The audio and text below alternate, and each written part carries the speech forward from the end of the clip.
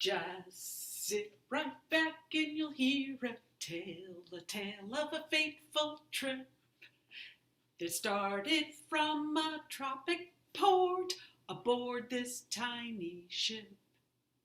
So join us here each week, my friend. You're sure to get a smile from 7 stranded castaways here on Gilligan's Isle.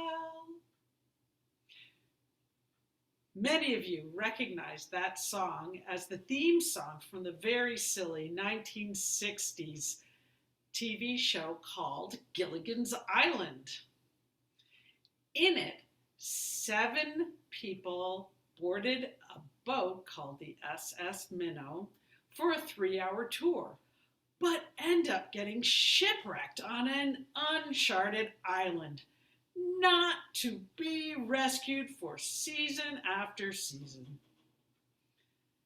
They managed to survive without any of the conveniences of the modern world by finding humor in every situation, by making friends, and by helping each other.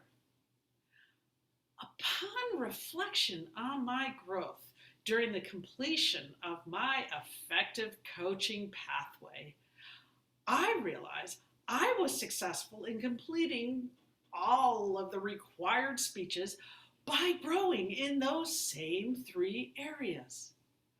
I learned the wonder of adding humor and stories to my speeches.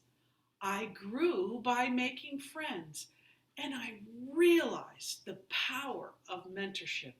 That is, helping others in Toastmasters while being helped myself. I gave an example of adding stories and humor by starting this speech by hooking you in by singing that silly song. Even if you didn't know that it was the theme song from Gilligan's Island, you might have been entertained by the mere fact that I was singing. Furthermore, I am basing the entire speech on the basic plotline of that TV show. But where do you find your humors and stories, you ask? A really good question. I am convinced that each of us has 10 stories that we tell throughout our lives. We may swap out a story or 2, but we have these stories that we tell over and over. Take some time, maybe a month or 2 or 5, to listen to yourself and then write down those stories that you tell. You think you don't tell stories? Ask your friends and family. They'll tell you the stories you say over and over. Toastmasters has a really helpful document to assist you in writing down your stories called the Story Collection, which will pop up on your path at the appropriate moment. But if you want to start writing your stories down right now, you can open any document in your computer or phone that you can find regularly. Or you can use a piece of paper or a notebook. Remember, you don't have to write that much down to remember the story. After all, it's your story. What about humor, you say? Same thing goes for humor. You can use other people's jokes for a while, but that might get old pretty fast. You are funny. People laugh at you or with you often. You need to tune your ears to it, and then right after it happens, write down what you said or what you did to make people laugh. And you could even write down the audience? Was it friends, family, coworkers, people you didn't know? Because that's an important aspect as well. Once again, you can keep a document somewhere or write it on a piece of paper to keep track of your own personal humor. Sometimes there's overlap between humor and stories, and that's great. The reason why is that you want to establish your whole speech on a humorous story or a story.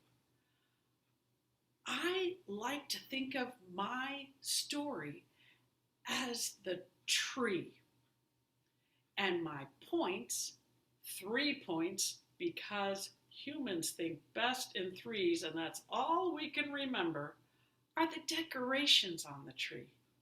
For this speech, I used Gilligan's Island, the theme song and the plot of the TV show, as my story. And then the points are the points that I talked about at the beginning, adding humor and stories to my speeches, making friends, and mentorship. And I hope by the end of this speech that whenever you think of Gilligan's Island or hear the theme song, you will think of my 3 points. The other advantage to using a story, especially if it's your story, is that it helps you remember your speech. Then you don't have to memorize an entire speech word for word. You just memorize the story. Oh, you don't have to do that because it's your story.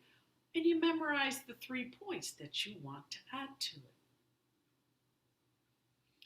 The ship set down. The ship set ground on the shore of this uncharted isle, with Gilligan, the skipper too, the millionaire and his wife, the movie star, Professor and Mary Ann, here on Gilligan's Isle. The next point I want to put on my Gilligan's Island tree is the importance of making friends and how I grew through all the friends I made at Toastmasters. Even before the pandemic, the friends I made at Toastmasters helped me because they helped me improve my confidence in speaking and my confidence in leading. All those roles that we fill, we help each other grow. When I speak, I got helpful, or when I spoke, I got helpful evaluations. And when others spoke, I could listen to those evaluations and learn from them as well. During the pandemic lockdown, I have to say that the friends at Toastmasters were my life preserver. Week in and week out, when I would join those meetings, the friends I made at Toastmasters gave me the emotional boost to make it through the week. So thank you all.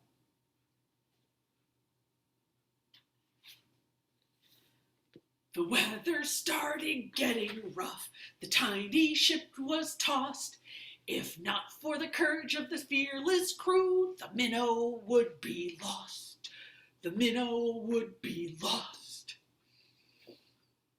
My final point on the Gilligan's Island tree is mentorship. Helping each other. Someone helping me and me helping other people. If you'll allow me to change the words to that stanza and change my prop. The member felt she lost her way. Would a mentorship assist? With the help of a great mentor, the mentor learned a lot. The mentor gave her speech. The mentor gave more speeches. The mentor became a club officer. The mentor became a district. Wait. Did I go too far? I don't think so. When I gained confidence as a speaker through accomplishing this pathway and other speeches, I grew in my ability to lead by taking roles at Toastmasters meetings.